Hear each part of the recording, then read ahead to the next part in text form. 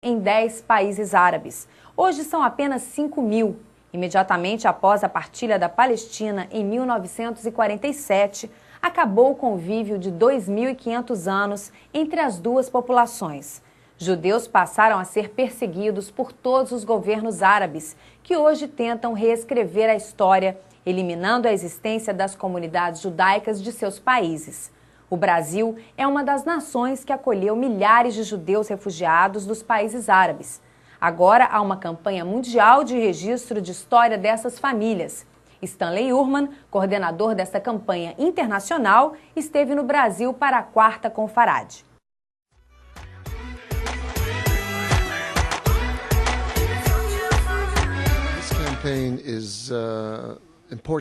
Essa campanha é importante para a história judaica. Há dois objetivos para essa campanha. O primeiro é garantir o registro de 2.500 anos de vida judaica nos países árabes, preservá-la e protegê-la para as futuras gerações. Em segundo lugar, os países árabes dizem que Israel é um país formado por europeus brancos que foram colocados dentro do mundo árabe. Mas a verdade é que 55% dos israelenses são Mizrahi, descendentes de judeus dos países do Oriente Médio que já estavam por lá 1000 anos antes do surgimento do Islã. É preciso mostrar ao mundo que os judeus viviam nessa região por séculos. Estamos lá e estamos lá para ficar. Precisamos garantir a preservação da história, pois os países árabes estão empenhados em apagar essa história.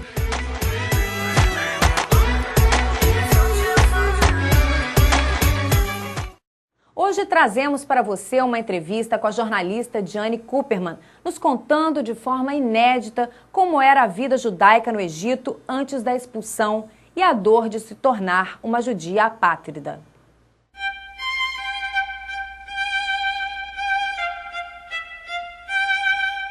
A campanha internacional por direitos e reparação aos judeus expulsos dos países árabes, liderada pelo canadense Stanley Urman, tem trazido muitas histórias à tona. Milhares de refugiados vieram ao Brasil reconstruir suas vidas e a família de Diane Cooperman é uma dessas famílias refugiadas. Eu vou conversar com ela. Diane, como vai? Tudo bem, muito bom estar de volta. Aqui de outro jeito agora, né, Diane? Eu gostaria que você contasse para a gente, dissesse a sua opinião sobre essa campanha, qual a importância que você vê nesta campanha. Nós tentamos conscientizar as pessoas já há uns 8, 10 anos. E felizmente agora, finalmente, Israel, Estados Unidos, Canadá e Europa tomaram consciência da importância de dizer ao mundo que os judeus foram vítimas também da expulsão e do sofrimento nos países árabes. O que acontece? Eu costumo sempre dizer, quando faço palestras, que eu sou uma refugiada.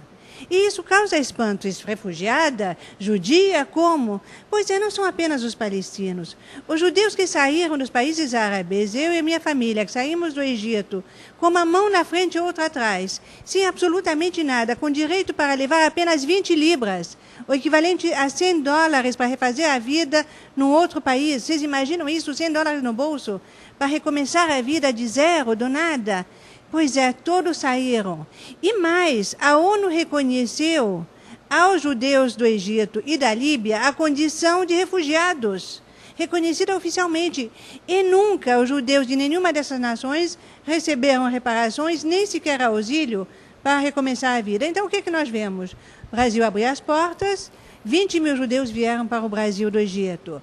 Outros tantos vieram de outros países, cada um na sua época. E todos refizeram as suas vidas. Ninguém ficou dentro de um campo de concentração. A ideia é reconstruir as suas vidas, dar educação aos filhos, permitir que cada um faça o seu próprio caminho. E nós não fomos usados como campo de manobra, como jogo para fazer um jogo político, para pressionar a opinião pública mundial. Coitados dos palestinos, estão em campo de refugiados, campo de concentração, desde a expulsão em 48, que aliás está fazendo agora também aniversário da partilha da Palestina. Pelo amor de Deus, cada um tinha o direito de refazer e a possibilidade de refazer a sua vida.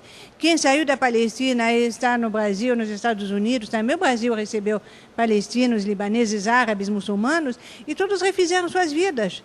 Agora, quem ficou no gueto ali foi por algum propósito político e nefasto. Diane, a campanha não tem o objetivo de reparar financeiramente essas famílias, mas de resgatar o patrimônio, resgatar a história, né? Como pesquisadora, como que você vê esse resgate do patrimônio que ficou no Egito, que ficou em outros países árabes? O trabalho é hercúleo e começa com o registro, a ficha de registro, para que cada um descendente, infelizmente, esses anos todos, muitas pessoas já faleceram.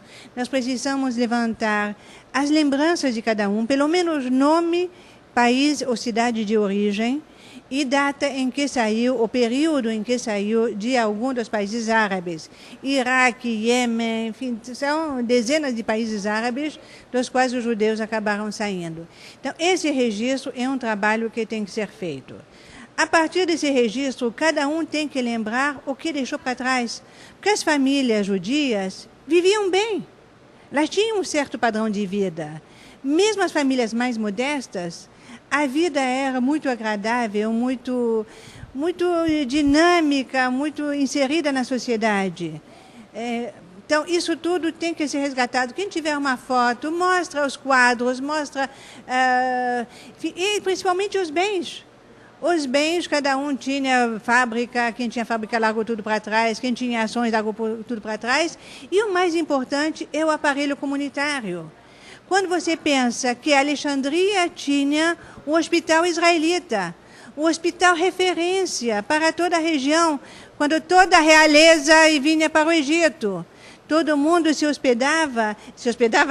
tratava no hospital israelita.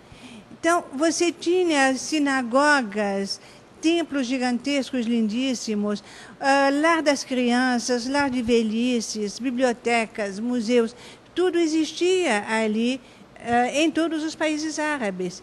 E esse aparelho comunitário hoje está abandonado. Então, nós estamos tentando também não resgatar, porque é muito difícil tentar tirar de lá as coisas, mas transformar em museu, fazer com que os países se conscientizem que têm que valorizar o seu próprio patrimônio. Agora, antes da partilha, havia cerca de 856 mil judeus nos países árabes. Hoje não há nem 8 mil. Como você acha que estão vivendo esses judeus que ficaram ou que retornaram aos países árabes? Não há registro de retorno, infelizmente não. Há registro de retorno em certos países da Europa, sim, mas nos países árabes não, apenas visitas em alguns países que permitem.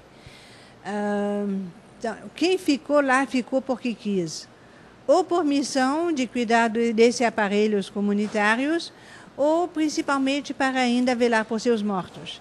As pessoas que estão lá são pessoas idosas, que fazem questão de tentar abrir a sinagoga quando vem um grupo de turistas e de cuidar dos cemitérios para que não sejam depredados. Agora eu queria que você falasse um pouquinho como refugiada, especificamente, e me desse o seu depoimento. Como é que foi essa passagem, como é que foi esse reinício de vida no Brasil aos 13 anos, essa mudança radical, né? E contasse um pouquinho da sua experiência. Fazem 50 anos da Guerra de Suez que motivou a expulsão dos judeus do Egito. É muito difícil. Você sair deixando tudo para trás é muito traumático. Para uma adolescente, claro que cada um vive a sua própria experiência e sente na carne a sua própria dor. Mas deve ter sido terrível para os pais, para meus irmãos maiores, para meu irmão menor, que cada um na sua medida sentiu o luto da perda. E é um luto que leva seu tempo de chivar. São 2 anos de luta, 2 anos que você chora, 2 anos que você lembra do passado, 2 anos em que você quer tentar refazer, resgatar, trazer para si aquilo que ficou para trás e que você sabe que não traz mais. Você sai de um país em que você tinha tudo, todo o conforto, todo o seu ambiente, e sai da noite para o dia sem absolutamente nada, passa pelo trauma de passar na alfândega com uma revista brutal que rasga teu cós para verificar se não escondeu joia, se não escondeu ouro, que rasga tuas bainhas, que abre teu cinto, só pode levar 2 e você tem os cintos rasgados, não vai ter mais o que usar. Lembra que não teve que escolher entre o livro e a boneca para trazer uma coisa sua. Enfim, é realmente traumático.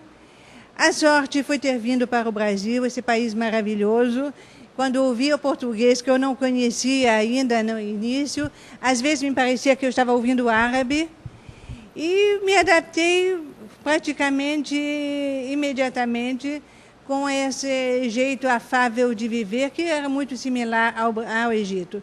E o Brasil abriu as portas porque era o país do futuro, e 20 mil judeus do Egito, que perderam a nacionalidade, isso é muito importante dizer que o Brasil foi dos pouquíssimos países que recebeu judeus apátridas. E o que é um judeu apátrida? É um judeu que era egípcio por milhares de anos. Nós estamos no Egito desde José, e nós fomos expulsos e voltamos com Moisés. Esse daqui foi segundo Êxodo. Então, esses judeus que não tinham outra nacionalidade, eram egípcios da gema, perdem a sua nacionalidade pela condição de ser judeu.